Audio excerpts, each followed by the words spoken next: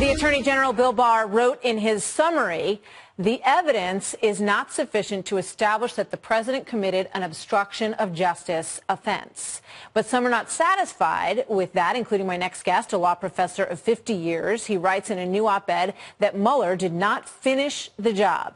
Alan Dershowitz is a Harvard law professor emeritus, writing the introduction to the upcoming publication of the Mueller report, which is his next book. Alan, good to have you here tonight. So explain why you think it was not okay that after 2 years, Robert Mueller declined to be definitive on the issue of obstruction.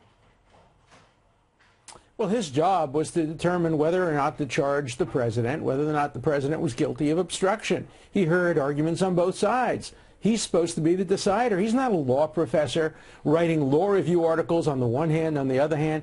He's not a hedge fund operator who wants to hedge his bets by selling short and selling long. He's supposed to make the decision. He was paid to do that. He should have to give half of his salary back. And especially the problem was he turned it over to two people. He turned it over to Attorney General Barr, who's an honorable, decent, and terrific guy, and gave him 24 hours to make the decision that Mueller could have made over a 2-year period. And then he turned it over to Rod Rosenstein, who was completely conflicted. If President Trump obstructed justice by firing Comey, then Rod Rosenstein was a co-conspirator. Right, let me ask you, because one of the things that he would have needed to establish is intent, and a lot of people are talking about the fact that he didn't actually interview the president. The president submitted response to questions. So it's a good point, you know, how Bill Barr and Rod Rosenstein would have been able to determine intent when Robert Mueller felt that he could not. Well, I disagree. I don't think intent is relevant. When the president acts according to his constitutional mandate, you can't go behind his acts. Presidents are motivated by a lot of things. They want to write a good book with a big retainer after they get out of the presidency. They want to be remembered by history. They want to win re-election. You don't probe a president's motive and intentions if he acts within his constitutional authority. When George H.W. Bush pardoned Caspar Weinberger, we know why he pardoned him. He pardoned him because he was afraid Weinberger would turn around and point his finger to him.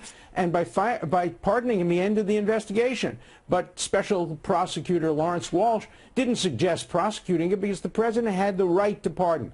And if the president pardons, if the president fires, that's the end of the inquiry. Nobody's entitled to look at the intent of the president or the motive of the president. You look at his actions. If his actions were lawful, that's the end of the matter. You only look at intent after you have concluded that the acts are unlawful and the acts were lawful. So there was no reason to look at intent. If Robert Mueller had said that he saw that there was an obstruction of justice in the act of firing, then at that point an investigation would determine perhaps what the intent was and if there was a corrupt intent in that obstruction. But as you obviously rightly point out, constitutionally the president had every right to make the moves that he made, correct? Sure.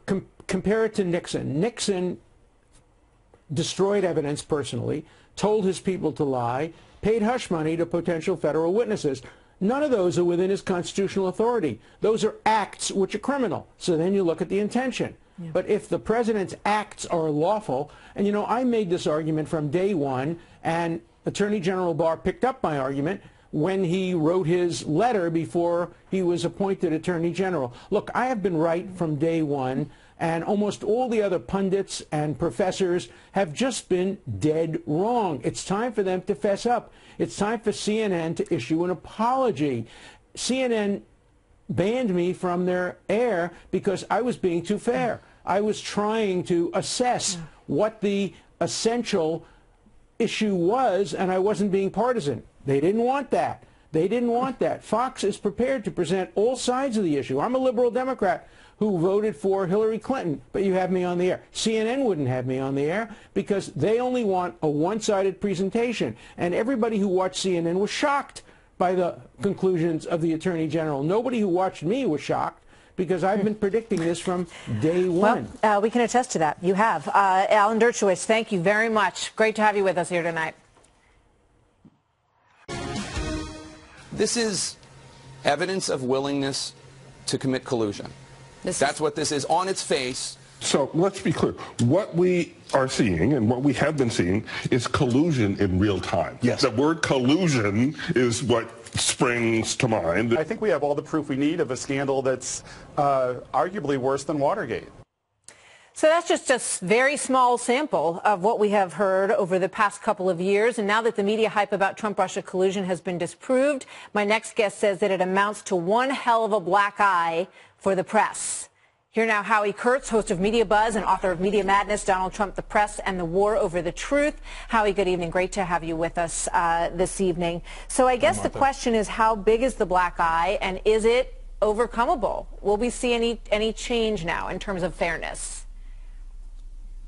I've been thinking about this. I'm going to up it to two black eyes because the media have been so heavily invested in the Mueller investigation and the notion, or for many the fervent hope, that it could end the Trump presidency, that their news judgment was badly distorted. Now, Martha, I'm not saying that a criminal probe with 37 indictments shouldn't have been covered or that some of the investigative stories weren't accurate, even if it didn't rise to the level of indictable offenses. But the coverage was so massive and nonstop and overwhelmingly negative, and some of the wild commentary, he's convicted, he's a traitor, he's Putin's pawn, some of his family members are going to jail, just have really seriously damaged the profession's credibility.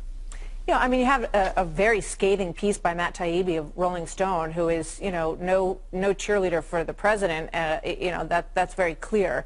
You just have to sort of wonder if it changes the tone at all in terms of how the president is looked at, and where that responsibility lies. Do you think that people will trust reporters anymore? I think half the country already heavily distrusts reporters, and even others who are not necessarily fans of this president have to see how badly this story was overdone, overhyped, and overwrought. Now, do I think this calls for some serious self-examination and soul-searching by the profession? Absolutely. But, some of us who went up against the media tide, and I've been saying and running for 2 years that the story was a bit out of control in the coverage, you get kind of dismissed as being a cheerleader for Trump. It's never about that. It's about being a cheerleader for fair journalism. But I'm not expecting a lot of self-examination. It's a very insular and kind of defensive profession. Yeah. But, even if you're a liberal, even if you're a journalist who loves the business as I do, you've got to acknowledge that we need to do better. I think that's absolutely true. Britt Hume said it was one of the worst stains on the media that he had seen in his entire career. That's not an exact verbatim, but that was the sentiment. But today he said at least the New York Times and the Washington Post, both of which have much to answer for in promoting the bogus collusion tale, did not downplay the Mueller findings this morning. And it shows the banner headlines that say Mueller finds no Trump-Russia conspiracy or collusion. So perhaps there's some road to redemption, and we all, nobody stands apart. We all have to be held to the same standards, and we take those standards very seriously. It's interesting that Michael Avenatti sort of came back into the story today as well. Howie, your thoughts on the fact that he was just released on $300,000 bail, we just learned moments ago. Your thoughts on his whole story? Well, here is a guy who, in a space of 2 months, because he represented Stormy Daniels and therefore was a useful foil against President Trump, was on CNN and MSNBC more than 100 times. I mean, they took this clown seriously, as well as and they indulged his delusion that he was going to run for president, which now seems absolutely ludicrous.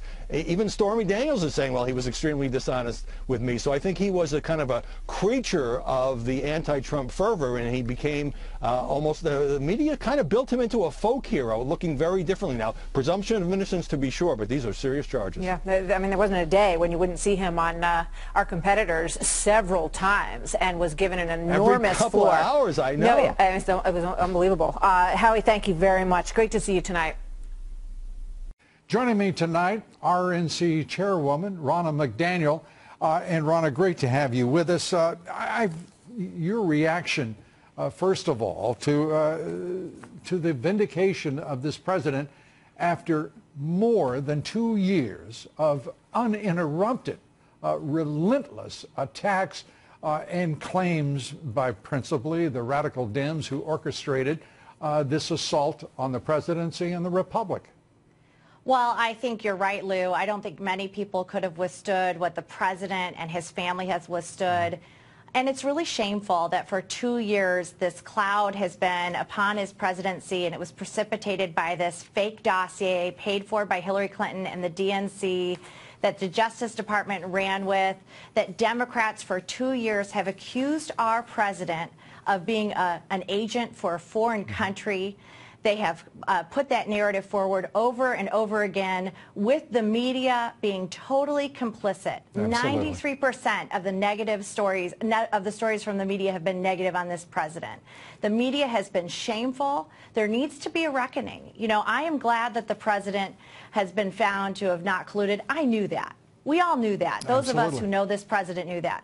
But I do not want to gloss over what has just happened over the past 2 years. It has been dangerous for our democracy that we have not had objectivity in our media enough to look at the facts of this case, that they have run with this. It has been reckless. It has damaged our democracy, and we need to figure out a way to get truth back in journalism. I think that's exactly right, and I do think it's very important for every American to understand that the fake news is exactly what the president called it. It's exactly what it has been.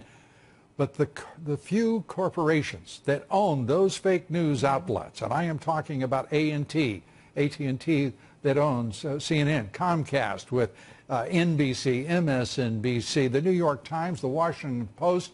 I mean, the list goes on here of corporations that have an accounting, I think, as well, a reckoning to contend with, a responsibility to apologize to the American people and to make certain this never, ever, as the president said, because I don't know of a single person who could have handled this as this president has, with constraint, with reserve.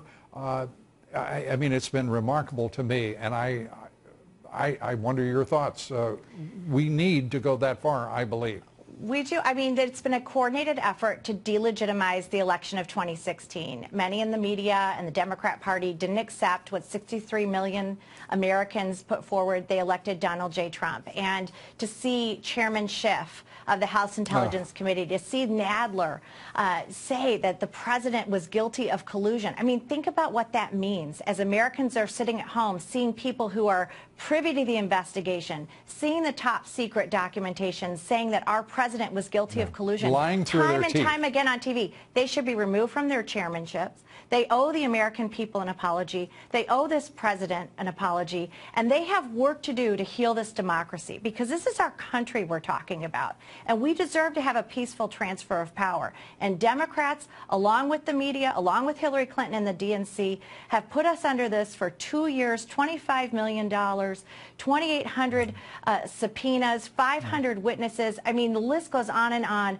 of the shameful acts of the Democrats and the media in trying to delegitimize this presidency. He is owed a great apology, and I hope we can come together and help this president continue the agenda that's bringing jobs back to this country, strengthening our military, taking out ISIS, and making our country better, safer, stronger.